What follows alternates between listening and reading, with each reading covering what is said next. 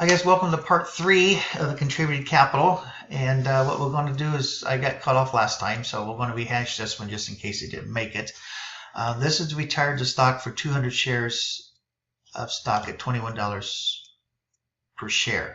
Original cost was, originally we sold them at $25. We bought them back at $21 a share.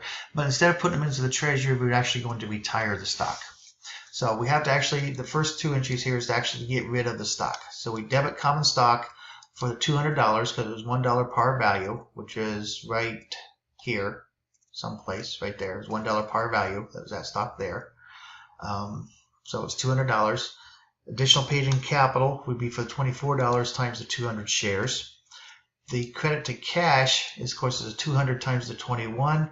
And then the account that we're going to be using here is additional paid in capital from retirement would be $800. And that's actually to make it balance is what that's for.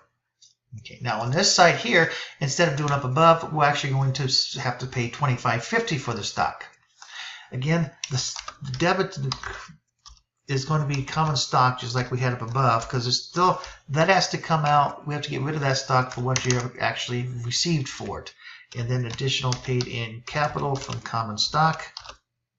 And that'll be for the $4,800, just like we did above.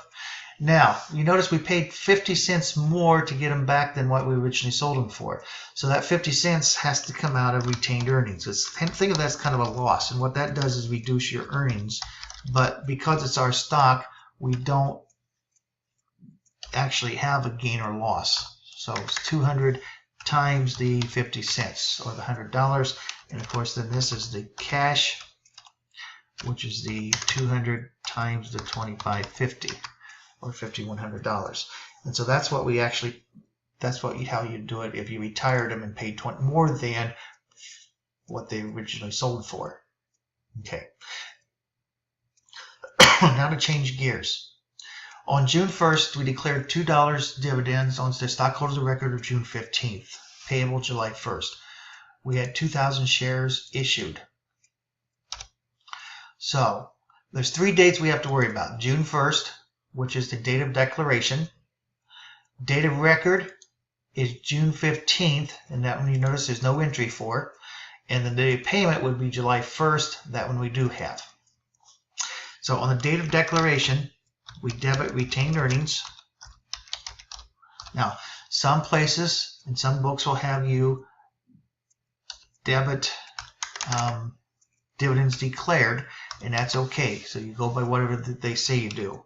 And then this is cash dividends payable.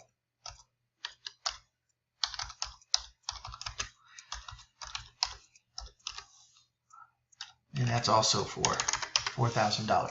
Now, you have to go with what the book says. Could be, some will have dividends payable common stock, you have dividends payable preferred stock, you have to whatever. But I think that this cash dividends payable is pretty generic. Then we have the date of payment. Remember I said date of record? What that simply means, whoever owns it on that June 15th receives the dividend.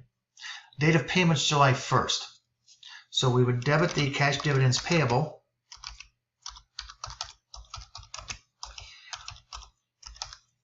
And that's for the $4,000. And of course we would credit cash.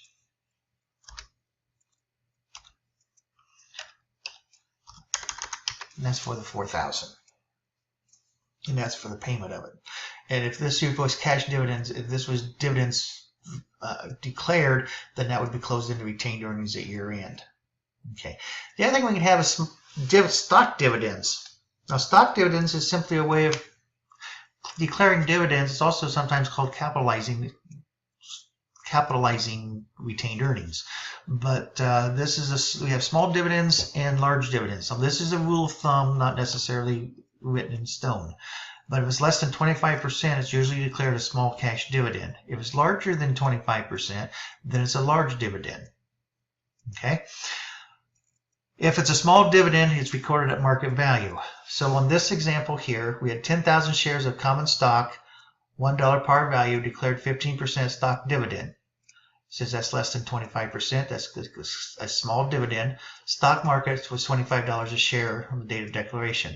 So to see how many dividends we're giving, we had 10,000 shares times the 15%, and that gives us 1,500 shares.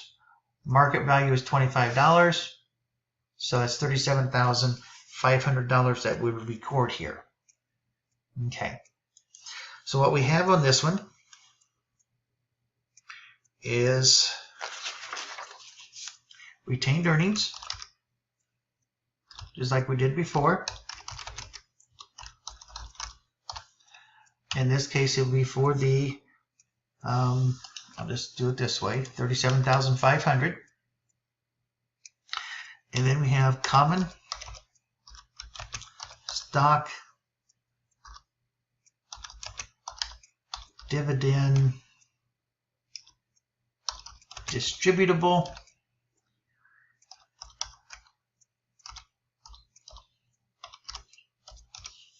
Common stock dividend distributable.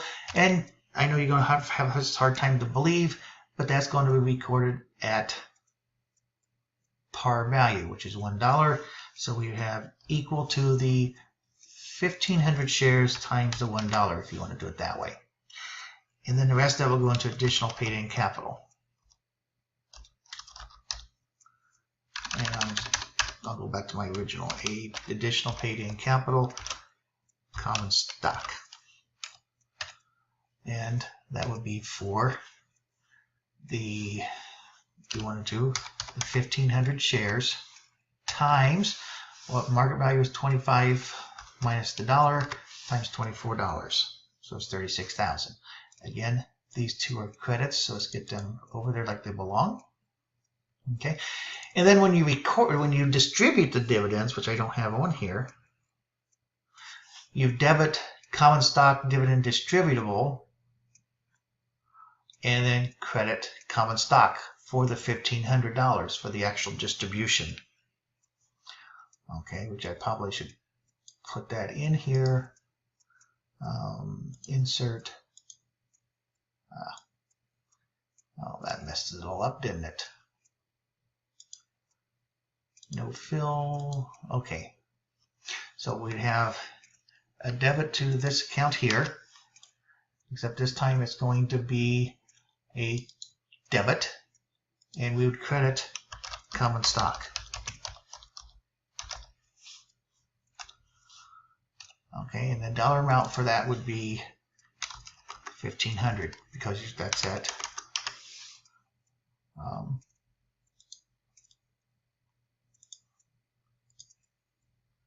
yeah. Okay. I'll get this in here so you have it. There we go. Okay. So that's what we have there. That's the actual distribution of the stock. And it did the same thing down here. This time it was a 50% stock dividend. Okay. Well, if it's 50%, you would use par value. And again, we had 10,000 shares at at 50%. So that would be 5,000 shares. Okay. So 10,000 times 5 is 5,000. So we would have the equal to the retained earnings. Let's copy it down. And we would equal common stock dividend distributable. That's a credit. And that would be for the 5,000 times the $1. Okay. And then do the same entry here to distribute it. Okay, remember it's 50%. So you debit common stock dividend distributable and credit common stock for the $5,000 to actual distribution. Okay. For preferred stock dividends, they can be cumulative or non-cumulative. So what we have here is we have preferred stock, and we're going to do both. They'd also be participating, non-participating. But we're just going to do non-participating. They get their dividends and that's it. So preferred stock dividends, you have 1,000 shares of 9% preferred stock, $50 par value, 6,000 shares of common stock. Okay, so we want to have to distribute how this does. If it's non-cumulative, that means if you don't declare dividends that year, that's too bad. They don't get anything. Okay, so the preferred stock is $4,500 because I have it here. it's 9% of par value. So you take 9% times the 50 and take that times the number of shares that you have, which is 1,000 shares. And that's what we did here. So they received the first $4,500. So in year one, we declared $3,000. Well, that means they would get $3,000 and common receives 0. Then we declared $3,500, so they get the $3,500 and common receives 0. Now this is non-cumulative, so remember they get the first $4,500. That's all they get is $4,500, and common would receive the $500, which would be the balance. And here they get $4,500, and common would receive the, well, if you want to, you could take the 8,000 minus the 4,500, or 3,500 of it. Okay. Now to make this a little easier, I'm going to put some lines in here. You can see it a little bit better, just to separate it. Okay. In this scenario, this is cumulative. That means we have dividends in arrears. Dividends in arrears is not on the balance sheet per se as a liability, but it is in the notes that accompany the balance sheet. So if we declared $3,000 here, the dividends in arrears now will be $1,500. And of course they get 0. Because these two together have to equal $4,500. Okay, now here we have $3,500 we paid, but now the dividends in arrears, you notice we were 1,000 short, so this will be $2,500. Because when I look at this way, we want to look at it mathematically. What we have, they receive preferred stock receives $4,500 every year. Okay. Well, here we was 1,500 short.